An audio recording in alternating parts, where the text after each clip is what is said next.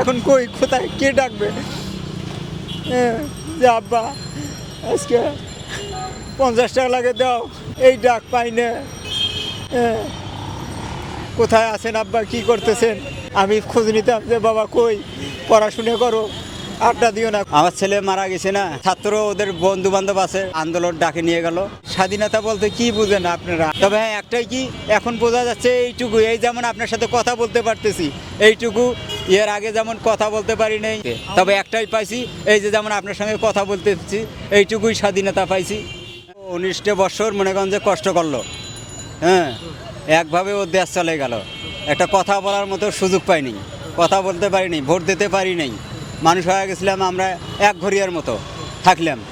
যে ঠিক আছে, তারপরে যাই হোক ছাত্ররা আন্দোলন করিয়া যেভাবে হোক উনি ইয়ে করলেন, দেশ ছাড়া হইলেন। এখন শুনলাম যে ডক্টর ইউনূস তৎকালীন সরকার 3 মাসের মধ্যে নির্বাচন আসবে। আমরা তো আশায় আছি যে ভোট দেব, যাকে খুশি তাকে ভোট দেবো, আর যে ভোটে পাশ হবে সেই দেশ চালাবে। হ্যাঁ, যে দেশের সরকার থাকে সে দেশে মনে করেন যে আইন কানুন আছে, নিয়ম কানুন আছে, শৃঙ্খলাভাবে সব কিছু চলবে। তো এখন যে অবস্থান, তাদের তো কোনো মনে করেন যে এরা দেখা যাচ্ছে যে কোনো কিছুই না, এরা মনে করেন বসিয়ে আছে, হ্যাঁ, ওদের মন মতো চলতেছে সব কিছু। দেখা যাচ্ছে যে ওই আওয়ামী লীগ থাকা যে অবস্থা, ওই অবস্থায় মনে করেন যে দেশ চলিতেছে। তাহলে মনে করেন যে আমাদের এখনও তো কোনো নিরাপদ নাই, কোনো ইয়ে নাই, কোথায় কার সাথে কি কথা বলবো। হ্যাঁ, এই দেখেন অবস্থাটা কোন জায়গায়, মনে করেন যে গরিব মানুষ তো দেখতেই পারে না। এখন তো বোঝা যাচ্ছে যে এটাই, যে আমরা তো এখন দেখতেছি যে ওই আওয়ামী লীগ যেভাবে হাঁটছে উনিও সেইভাবে হাঁটতেছে। তো উনি আসিয়ে কি হলো, এখন আমাদের ওই আগে যেরকম ছিলাম এখনও ওই রকম, কোনো তো একটু যে পরিবর্তন, কোনো পরিবর্তন আসে নাই দেশে। শান্তি কোথায়? চলাফেরার মধ্যে তো কই শান্তি। এখন কোনো আগে যেরকম আমরা ছিলাম ওই এখনও তাই দেখতেছি। উপদেষ্টা যারা আছে এখন তারা তো দেখা যাচ্ছে যে এরা তো এখন বোঝা যাচ্ছে যে এরাও মনে হয় যে আওয়ামী লীগের একজন, সেটাই বোঝা যাচ্ছে। কেননা তাদের ভাগ মন্দিমে তারপরে কাজবাজ তো দেখা যাচ্ছে যে ওই রকম আওয়ামী লীগের ক্যারাকেটিতে ওনারা চলতেছে। তাহলে আমাদের এই যে এখন যে নতুন করিয়া এই যে পোলাপান কত লোক, এই যে ছাত্র, তারপরে মনে করেন যে কি সাধারণ পাবলিক অনেক মারা গেল, হ্যাঁ, শুধু দেশটার এই ইয়ে করার জন্য করিয়া, এখন পর্যন্ত তাদের কোনো রিয়াকশন আছে? মনে করেন যে আমার ছেলে মারা গেছে, আমি আজ পর্যন্ত তার কাছে কোনো আশ্রয় পাইনি, বা আমার ছেলে যে মারা গেল তার যে কোনো একটা যে আসামি আছে, অবশ্যই আমার ছেলে কে মারলো, দেখা গেল যে অমুকে মারছে, তার প্রতি আইন আছে, সে কোনো আইনের আশ্রয় নিয়েছে, এই পর্যন্ত কোনো গ্রেপ্তার হচ্ছে।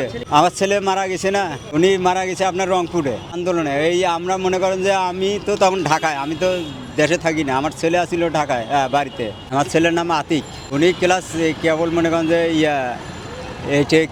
এইটে উঠছিল। ওই যে ছাত্র ওদের বন্ধু বান্ধব আছে, ওই আন্দোলন ডাকে নিয়ে গেল, তাদের সাথে চলে গেছে। কার কাছে বিচার ধরে যাবো, কাকে বলবো, বিচার পাবো? এই পর্যন্ত তো কোনো মনে করেন যে যেগুলেন মারা গেছে বা যত আমাদের ছেলে, আমরা তো লোক গরিব মানুষ, আমাদের বিচার কী করবে? যারা বড় লোক তাদেরই কোনো এই পর্যন্ত কোনো একটা দেখলাম না যে অমুকের ছেলে বা ভার্সিটির ছেলে, মনে করেন যে আরও বড় বড় কলেজের, এই যে এখনও তো কান্না আসতেছে। একটা ছেলে হারা আপনি কী করেন, তার মনটা কী করবে? ওই তো খারাপ লাগে, চিন্তা ভাবনা করি, কান্দাকাটি করি, আল্লাহর কাছে বিচার দিয়ে, আল্লাহ তুমি সন্তানটাকে রাখো। ওই এগুলোর কথা বাবা তোলা যাবে না, খুব মনের মধ্যে আঘাত, ওই চাপা দিয়ে আসি। এখন কই কোথায় কে ডাকবে? যে আব্বা আজকে 50 টাকা লাগে দাও, এই ডাক পাই না। কোথায় আছেন আব্বা, কি করতেছেন? আমি খোঁজ নিতাম যে বাবা কই, পড়াশুনো করো, আড্ডা দিও না, কোথায় আছো, কি সমাচার? এগুলেন এখন তো সব চাপা দিয়ে রাখছি মনের মধ্যে। এদের তো শাস্তি মনে করেন যে ওই তো এক কথায় যে মৃত্যুর পর তো মৃত্যুই, এটাই আমাদের চাওয়া পাওয়া।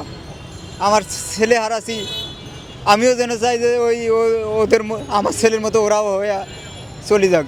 যাদের যেহেতু মায়া মমতা নাই, স্বাধীনতা বলতে কি বুঝেন আপনারা? আমরা তো বুঝি না রে বাবা। তবে হ্যাঁ, একটাই কি এখন বোঝা যাচ্ছে এইটুকু, এই যেমন আপনার সাথে কথা বলতে পারতেছি এইটুকু, এর আগে যেমন কথা বলতে পারি নাই, মনে করেন যে মিছিল বা মিটিং ওনার আমবলে হয় নাই, উনি প্রশাসন দিয়া ডাংহার করিয়া মনে করেন যে ধরি নিয়ে যা জেল হাজত এগুলো করাইছে। তবে একটাই পাইছি, এই যে যেমন আপনার সঙ্গে কথা বলতেছি এইটুকুই স্বাধীনতা পাইছি। হ্যাঁ, দুই চারটে কথা বলা যায় এই পর্যন্ত। খালি একটাই দেখছি রংপুরে যে ওই যে আবু সাইদ, ওনারে যা ওখানে গেল, ওনার হ্যাঁ বাসাত গেল, ওনার সাথে ওনার ফ্যামিলির সাথে কথা বললো, যাই হোক ওনার অবদান যেটুক দেওয়ার দরকার কী দিল না দিল ওনার, এইটুকুই যা দেখলাম। তাছাড়া তো দেখলাম না যে এইরকম যে কোনো আরও খালি কি ওই ছেলেটাই গেল, রংপুরে আরও ছেলে অনেকে গেছে, কই তাদের তো কোনো খোঁজ খবর আর হইল না বা নিল না।